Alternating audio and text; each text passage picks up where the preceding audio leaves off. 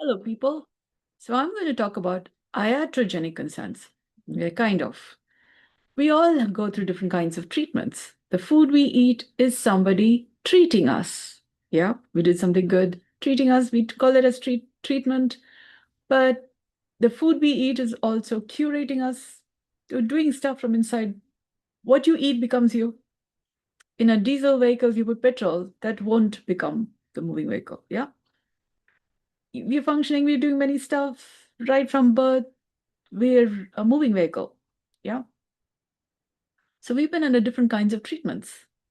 Also, there have been dishkum, yeah, domestic violence, where no sounds, but it's the kind of treatment some people treat other people by is not been heard because they may or may not be writing blogs or making videos or on different social media.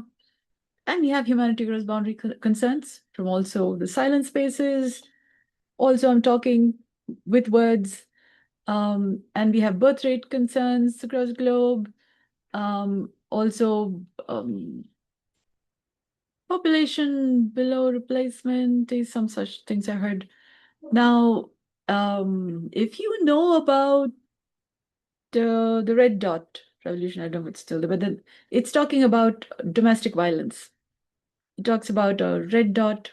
Yeah, you'll have to look it up. There is this movement that then speaks about. It's been there since the pandemic. I just check it out. Yeah, it lets other people know about domestic violence, which they are not able to speak to others. But a little bit of help support will then bring about humanity across boundaries, humane humanity across boundaries. Yeah, that will at least help our population stabilize, be healthy enough because there are those kinds of concerns. Now, that's also called iatrogenic.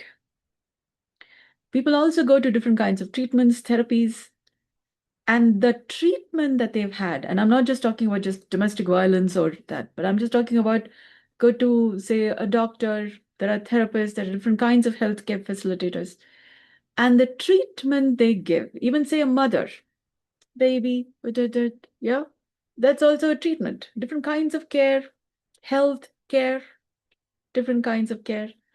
So good touch, bad touch. Yeah. So that treatment, how you touch something, how you then work with something, also leaves an impact and an impression on the surface you touch. Your phone also has a fingerprint because you touch it. Your finger has print and it has a leave an impression.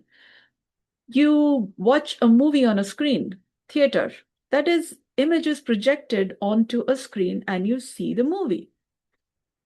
A video. Similarly, your body is made up of all kinds of impressions. You just go have a bath, go out, and then come back and say that you're clean. You have traffic pollution. Yeah, you also have microbes in the air you can't even see. During the 2 years of the pandemic, there was social distancing mandates. Stay at home was more preferred because airborne infection, those kinds of things. Yeah. Mask mandate, because what you can't see could be going into your nose and then making your life difficult. Your livability difficult. That's also treatment. Microbes treating you a certain way. So even though we may not be going outside, that doesn't mean microbes are not there around us. Try not cleaning your surface for some time. Your plate. Eat food, keep it not washed for some time. What you see after some time is maggots. But before then, a lot of microbes have been there. Yeah. So cycles of life, they continue. And your own body, gut microbe. If you have stuff which you haven't digested in some time, you can't say you have maggots inside. But there are people who have worm concerns, and then they use deworming tablets, for example, to then remove worms. Yeah. And that worms is also talking about there are other microbes also inside your body. Gut instincts, gut microbe, gut bacteria, they say. Your digestion could have a little concern. So healthy gut bacteria or microbiome, there is many kinds of microorganisms. You're basically a microcosm, kind of. yeah, with many kinds of microbes. Our nervous system itself formed from virus, which then became part of the unicellular organism or primitive organisms in the primitive ocean, all the way before they could become land-dwelling organisms. So viruses over time then became multicellular organisms, kind of, yeah, cooperatively working with other organisms. Ooh. And then over time, apes, then humans are said to evolve from apes, yeah, monkeys, yeah. So our nervous system, our DNA itself, our cells have mitochondria, which is made up of a different kind of a microorganism from the nucleus material, where the nucleus is said to, the DNA coding, reading the DNA codes is by a certain kind of a bacteria, which then cooperatively works with the DNA to then read the codes and then convert proteins into DNA material. Yeah, so which one matches with which one, which code works with the other, if there's an error to correct it. So there are good bacteria and also bad bacteria, which causes trouble. Yeah, instead of putting the right code, put the wrong code, and then you have problems, mutation concerns. And then when your health is good enough, I'm calling it as healthier metabolism. Nirbij yoga. What you do is then you're maintaining being you. Otherwise, you become like during the bubonic plague, rat material, rat DNA became part of human DNA. And then there was a rat race for medicine or engineering, and those kinds of professional thought lines. And yeah, uh, become like, only then you will be known. Otherwise, you're a nobody. Yeah. So, um, and then we've had 2 years of the pandemic, COVID-19, virus. Yeah. But that doesn't mean we don't have algae and fungi and many other microbes. One virus popular, and then we've had 2 years of the pandemic. Yeah, people get sniffles, cold, for example. That's not necessarily the COVID-19 virus. Yeah. Similarly, you have indigestion. Now, don't know what all is not so fine because of which you have indigestion, which is why when somebody say has food poisoning, doctors give different tablets depending on what is the causative factor. They might do a culture, or they might do, say, the vomit sampling, or urine, or stool sampling. Yeah, and then they will see this is a cause, and according to the parasite or the cause for it is what they will give a tablet for, because that's biochemistry. They do years of studying in schools to see which organism will then get affected by which um, chemical, for example, which then will have you be healthy, be maintaining human. Yeah, if you're having other abnormalities, then they'll go to diagnosing something else. Yeah. So cancer, for example, is the human body cells, which is supposed to function as human body cells, is out of order. Yeah, out of the controlled pace at which they're supposed to function. So those kinds of details. How then do you maintain your health also requires recalibration. So it's something which may be gone out of pace, going a little fast or a little too slow, can then maintain their pace so that they're maintaining being you, and a human being you, not animal or it. Yeah, so different details. So in a whole lot of people, if you're all amongst humans, yeah, and ours is a human economy, while there are also dogs and cats and animals and plants and microbes, we are amongst the human organism. And we have different kinds of treatments. That's also called iatrogenic. Now we have AI concerns. This is Aya. Little I, as in capital I, small I, little I, and then A, that which arises from A. Yeah. A, E, I, O, U. Ia, I, E, I, O, I, remember something? I, A, I, E, I, A, E, I, oh, like Virium, I, O, I, U. So we have lots of varieties from there. Yeah. So I've been kind of tracing different kinds of languages and then seeing what are all our realms of meanings we make. people haven't been able to study, people study English in different languages and lexicology, taxonomies, those kinds of things. Yeah. And um, making sense of where they come from, what they do, and then how they then affects our everyday moments of living. Bits of information technology, bits of information affects our everyday moments of living. We make softwares, we make, for example, apps. Lovable is helps people make websites, apps. Similarly, there are AI helps make different content, generate words, for example, uh, based on the prompt you give. So if you're asking a question, what then comes as an answer is also generating an answer, kind of. If what is generating an answer is an intelligent being, then you get answers consistent with it. And it also depends on the question you ask. What is a question which prompts an answer or prompts a response? Yeah. So when we meet somebody and we say hello, if that hello seems like something worth responding to, or seems like that's not something that's going to threaten my life, then I'm more likely to respond to you. Otherwise, I will give you a look and then I will look at the next best exit run. Yeah. Now, how humane are you? And why are you humane? Yeah. So there are good people, bad people, all kinds of people, all that caring beautifully. They will talk to you so nicely and you'll lose your wallet because you're so good and so caring people. Yeah. So when you have your whereabouts about you, and over time you kind of discover there are different kinds of treatment. Oh, nice and beautiful, caring treatment, which is not necessarily a good thing. Yeah. So you could get lost in the good or the bad. Bad treatment, oh, this is how life is. People are like this. We can't trust them at all. Yeah. And then you'll be sitting at home only. So we are born, which means we have lived through many, many cycles of evolution and also challenges. Yeah. And now I'm talking about mighty content. In a world functioning by artificial intelligence, consciousness concerns, when you're minding your own business, then there's a certain math which becomes possible, which then supplies for you continue to do what you're doing based on the value that you make available, whereby you're taking care of yourself, people around you, and future generations, and their future generations. So there's a math to it. Like you start from 0 to 9, that's a set of numbers. There is also 100 to 109. There's also 10,000 million, and that one's 9. Yeah. So sets of the same thing. Big numbers. We like a bank balance to be a lot of numbers. Yeah. Particular kind. Yeah.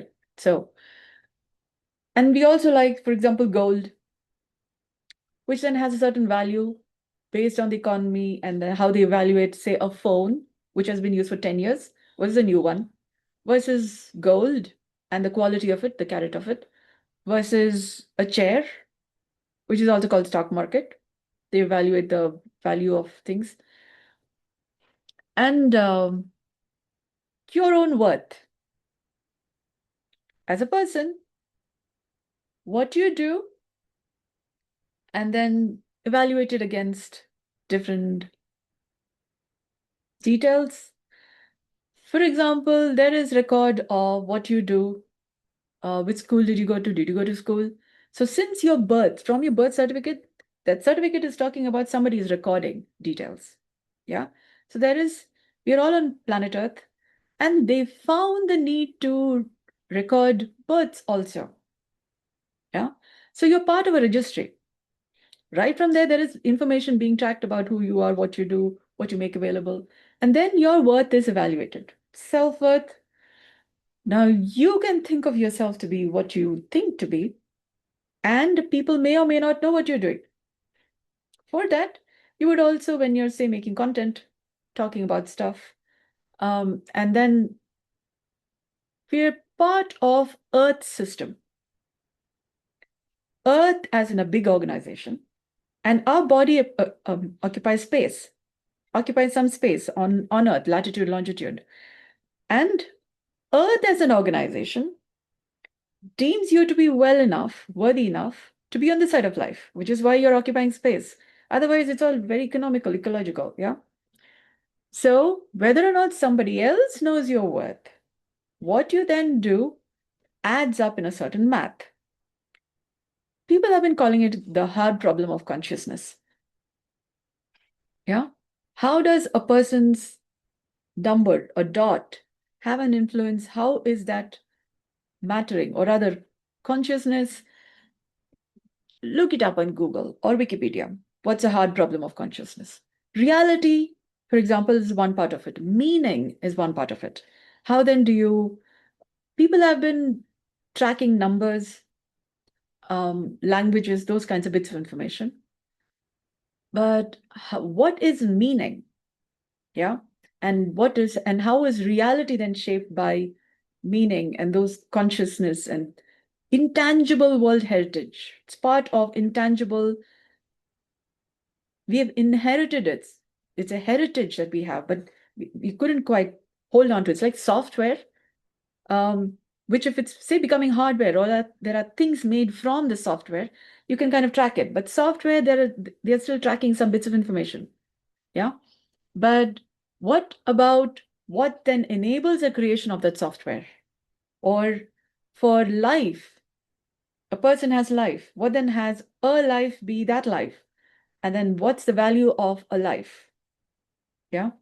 And we're all on the same planet Earth. There used to be signs of life on other planets, is what I've heard, read, saw some video about. And we're all on planet Earth. From what I discovered, that life since Big Bang, which then gave rise to Earth, part of the solar system, and all of us on the same planet Earth, is because it's kind of like, like a big organization, lots of infrastructure, and work needs to happen. So over time, it was found that, better everybody be on the same planet and then work, and then Shrishti optimization. Over time, I formed with my thought lines, mighty meristem intelligence thought lines, and then thinking in terms of health, and then in terms of Shrishti optimization. So over time, from consciousness concerns, also in conscious, subconscious, and conscious, superconscious processes, I came to conscience. And then mighty conscience, where it's like information being collated while people are thinking about what's the shape of the universe. I have a person-centric model of the universe. And with a mighty conscience that can be referred and can be updated regularly too. Like every new bits of information goes into one or the other place in my referenceable conscience. It's like cross-section of the earth, kind of. Just for an example. We have many: stratosphere, ionosphere, atmosphere, yeah, lithosphere, which is where we stand, and then many layers of earth all the way to the core. And if you look at ocean floor, let's just say Grand Canyon, many layers. Ocean floor has surface water, different currents, and then bed, and then ocean bed also has scripts, like for example, Mariana Trench deep, then many layers, so many layers that people haven't even gone there because it is so much of pressure and stuff. So we don't really know the core of Earth.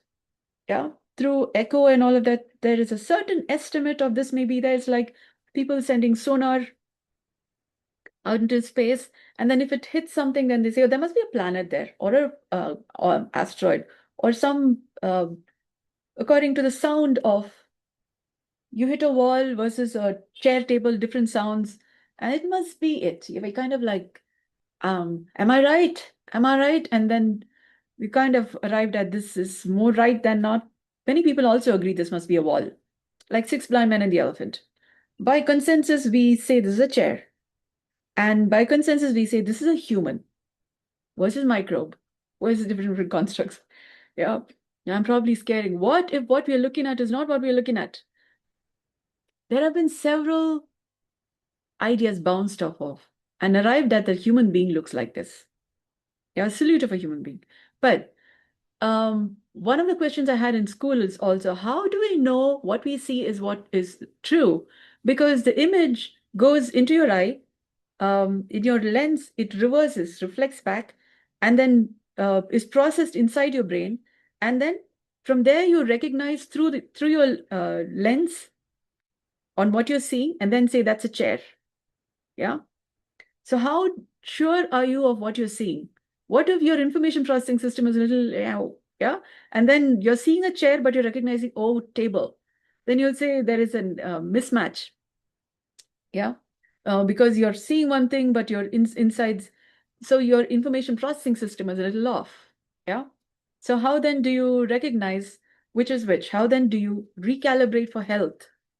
Even if, say, your tire is punctured, you go to a person, you repair it. So you say you have many kinds of doctors, but how do you know if something is fine or not? How do you know if you're doing well enough or not? And what is your bandwidth of healthy? What is your bandwidth of safe, sane, and functioning within a normal? And then how then do you better yourself, improve yourself so that you're really healthy? Yeah. And sustainably so. So much so that you're creating stuff which then adds value to people. So what you're doing is also talking about how healthy you are. So if you're only looking at pages, but not really making the effort to maybe write something, create something, or in a way that you can reference from what's happening around with people. For example, you're making food and you can see people are actually doing well. From the food uh, you make and they eat and they are becoming healthy. So you have a frame of reference that what you're doing is healthy and you are healthy because of also what's happening out there. It's turning out to be healthy. So if it's causing trouble, then maybe your framework of what is healthy, your points of reference of what is healthy versus unhealthy needs a little improvement. Yeah, your codes of stories of what is healthy versus unhealthy needs a little improvement. So that's also called treatment. So I am treating you with some words, some thought lines. I hope this gives you pause for thought. Because when you think about the matter, is then you know what have you been treated with right now. So is it's a buffet of words, or is it maybe I will look at it another time, or you're running for I'm going to run away from here. So what is the experience you're left with? So this is some of the content that I'm making available from Mighty Kitchen, Mighty Restaurant. Right now I'm serving food for thought. And this podcast is an example. So for more specific content or different specific kinds of content, um, log into learn.dynamicstillnesses.com. LEARN dot DYNAMICSTILLNESSES.com. And there I'm making content. You would be benefited if you're going to be subscribing to become a member on the top right corner, membership, where what will then help you fast track is being put there.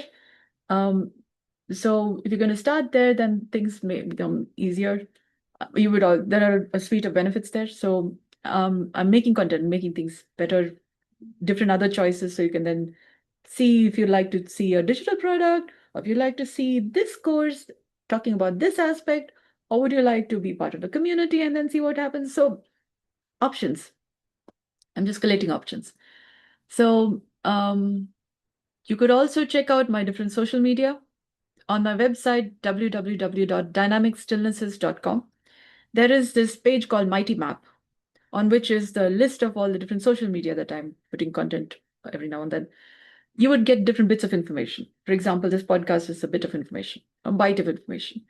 So check out what I've been doing since some time. And then when you feel ready, if you'd like to see what else is available for you, when you get a little more specific or ask questions, participate, chat, write email or an SMS, what becomes possible then?